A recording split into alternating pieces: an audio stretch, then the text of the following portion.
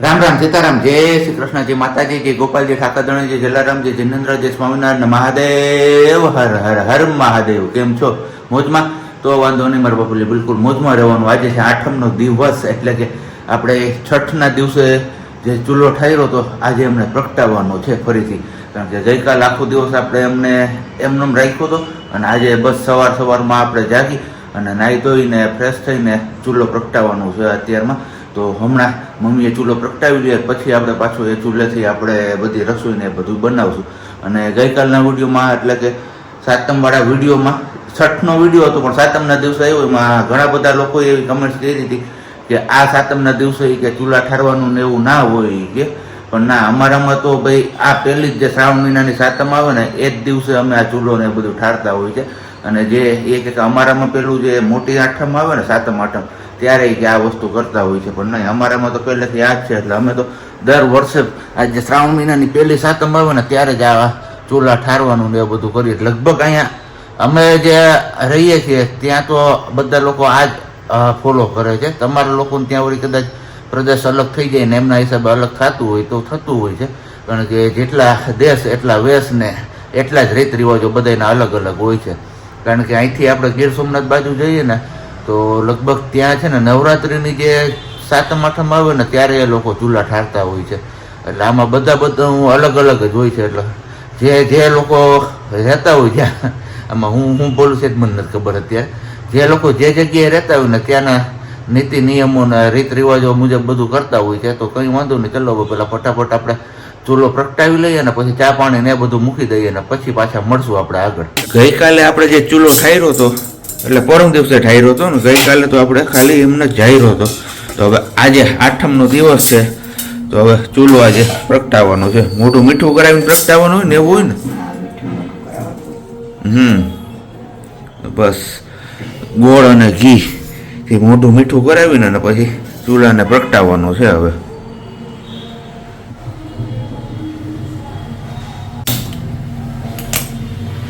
ફરીથી પ્રગટાવીને અહીંયા આપણે મૂકી દીધો છે ગરમા ગરમ ચા.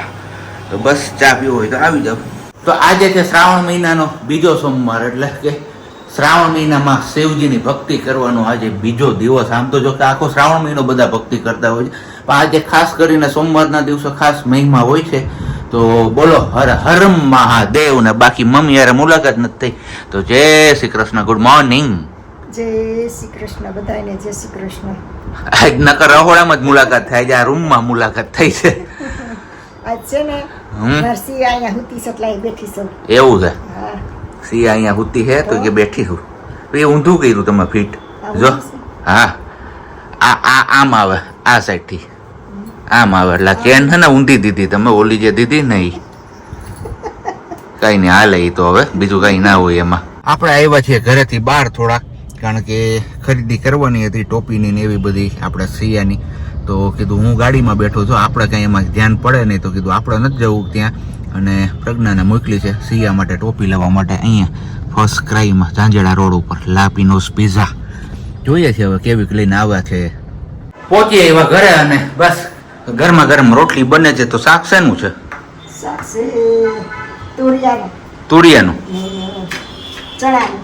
તુરિયા અને ચણા બે શાક. ઓકે, અહીંયા જ પડ્યું છે મસ્ત મજાનું. આપણું માટે ચણાનું શાક ને એ લોકો માટે તુરિયાનું શાક, કારણ કે આપણે તુરિયાનું શાક ભાવતું નથી. ને જોઈએ છીએ હવે આગળ શું કન્ટિન્યુ કરી શકીએ છીએ આપણે, કારણ કે આજે થોડુંક છે ને આપણે દિક્કતવાળી વાત થઈ ગઈ એટલે કંઈ વાંધો નહીં, પણ મળીએ પાછા. 1:10 જેવો સમય થઈ ગયો છે અને આપણે કરતા હતા બ્રાન્ડ શૂટની તૈયારી. એટલે ક્યારે 1:10 થઈ ગઈ એ ખબર ના પડી. એટલે હવે મમ્મી કે હાલો પેલા ખાઈ લે, એટલે કે હું મારું કામ કરી લઉં ત્યાં સુધીમાં તમે તમારું કામ કરી લો. તો કીધું હાલો કાંઈ વાંધો નહીં. અને બ્રાન્ડ શૂટ તો શેનું છે એ તો હવે તમને લોકોને આપણા ઇન્સ્ટાગ્રામ અને ફેસબુક અને શું કહેવાય યુટ્યુબ ના શોર્ટ્સ એટલે કે રીલ્સમાં તમને જોવા મળશે. ઇન્ટિગ્રેટેડ વિડીયો નથી આપણો આ, પણ એમનો શોર્ટ્સ વિડીયો છે. તો ચલો કંઈ વાંધો નહીં, પહેલાં ખાઈ પી લઈએ અને પછી આપણે પાછું વળગી જઈએ આપણા કામે. કારણ કે બ્રાન્ડ શૂટ છે ને આ થોડુંક માથાકૂટવાળું, એમાં બધું ફિટિંગ કરવું પડે એવું છે. જો તમે કોઈ ઓળખી ગયા હોય કે શેનું હોઈ શકે તો નીચે કમેન્ટ બોક્સમાં ચોક્કસથી કમેન્ટ કરજો. અને બાકી હાલો પકોડા કરવા હોય તો ચણાનું શાક છે મસ્ત મજાનું અને રોટલી ગરમા ગરમ. આમ નામ આપણે છે ને 2:15 થઈ ગયા અને બપોર વચ્ચે રાત તો હોવાનો મેળ પડ્યો નહીં, કારણ કે અગાઉ કીધું હતું તમને કે બ્રાન્ડ શૂટ માટેની તૈયારીઓ બધું કરતા હતા. તો તૈયારીઓમાં છે ને સમય એટલો વયો ગયો કે કંઈ ખ્યાલ જ ન ગયો, કારણ કે થોડુંક હાર્ડ પડતું હતું ફિટ કરવાનું. કંઈ નહીં, આ એવું છે આપણે ઇલેક્ટ્રિક ઘોડિયું એક બ્રાન્ડ શૂટ માટેનું છે. હવે એમને ફિટ કરવામાં એટલા ફીણ આવ્યા કે એની વાત ના પૂછો, કારણ કે બોલ એમના નટ બોલ છે ને એટલા હાર્ડ છે ને કે વાત ના પૂછો એવું જ છે હાવ. એટલે વાત ના પૂછો એવું થયું આમાં. પણ કઈ વાંધો નહીં, ચા પાણીનો ને એવો બધો ટાઈમ થઈ ગયો છે આપણો. તો પેલા ચા પાણી ની બધું પી લઈ અને પછી શાંતિથી મસ્ત મજાનું એક બ્રાન્ડ શૂટ પતાવી દઈએ આપણે. કેમ મમ્મી? હા હા, પવન બહુ સારો છે બહાર. પવન બહુ છે, ઠંડો પવન છે, ઝેરી પવન. ઝેરી તો ન કહેવાય પણ ઠંડો પવન છે. બહુ મસ્ત મજાનું વાતાવરણ છે. આમાં આ વાતાવરણમાં આપણે ભવનાથ ગયા હોય ને, હા હું મોજ પડે, મજા જ પડી જાય. બાકી પણ અમારે હમણાં છે ને ભવનાથમાં ને એમાં જવાની બધી હાવ આમ ચોખ્ખી મનાઈ છે. નહીં તો ગઈકાલે એવું મન થતું હતું કે વાત ના પૂછો. કીધું હાલો ઘડીક આટો મારી આવી, બધા લોકો જાય છે તો આપણે જાય, કારણ કે જાજો ટાઈમ થઈ ગયો આપણે ભવનાથમાં નથી ગયા ને એના. પણ હવે જોઈએ છીએ હવે કે દિવસે આપણો મેળ પડવાનો છે ભવનાથમાં જવાનો. બાકી તમે કોઈ ગયા હોય ને ત્યાંનું એટમોસ્ફિયર કેવું છે એ શેર કરજો આપણા વોટ્સઅપમાં. તમારી પાસે કઈ નાની મોટી ક્લિપો હોય તો આપણે ઘરે બેસીને જોવું ભવનાથ કેવું છે, કારણ કે અત્યારે જટાશંકરમાં એટલું પાણી જાય છે કે બધા માણસો ત્યાં જ જાય છે દોડીને, જટાશંકર. અને એક કાશ્મીરી બાપુની જગ્યા છે ત્યાં પણ એવું મસ્ત મજાનું લોકેશન બન્યું હોય છે અત્યારે. તો ત્યાં પણ એટલા માણસો જાય છે. હવે જોઈએ છે આપણા નસીબમાં ક્યારે વારો આવે છે ત્યાં જવાનો. Good afternoon. સવારની મુલાકાત નથી થઈ આપણી. એ વાત એ સાચી, પણ થોડાક અટવાઈ ગયા હતા કામમાં, હરખાઈ ન તો નો વારો આવ્યો કે નો ફ્રી થયા, અહીંયા બટકું રહી ગયું. તારે તમે કોઈ ગાડી દીધી હશે એટલે તમે એવું કેતા પેલા. એવું કઈ હોય તમે લોકો મને હે ને આજે કમેન્ટ કરીને કેજો ભાઈ, આપડી કઈ જીપ કે એવું કઈ કચરાય ને તો કે કોકે તમને હે ને કે ગાળ દીધી હોય ને તો કે તમારી જીપ કચરાઈ ને મોઢામાં બટકું ભરાઈ જાય. હવે આ બધે ક્યાંથી આવી રીતના હાઈલું આવે છે તો મને ખબર નથી. અને અત્યારે જોયું ને આમને જ કીધું મેં એવું સાંભળ્યું તો હું એવું બોલી એટલે એમને એટલે મેં કેમ તને દીધી હોય, એ કેમ તે નક્કી કરી લીધું એ મને કહેતો તું પેલા. નહીં બીજું કોણ દે, અને કેવાય તો ઘરના ઉપર કેવાય ને કે બીજાને જ નો કેવા જવાય.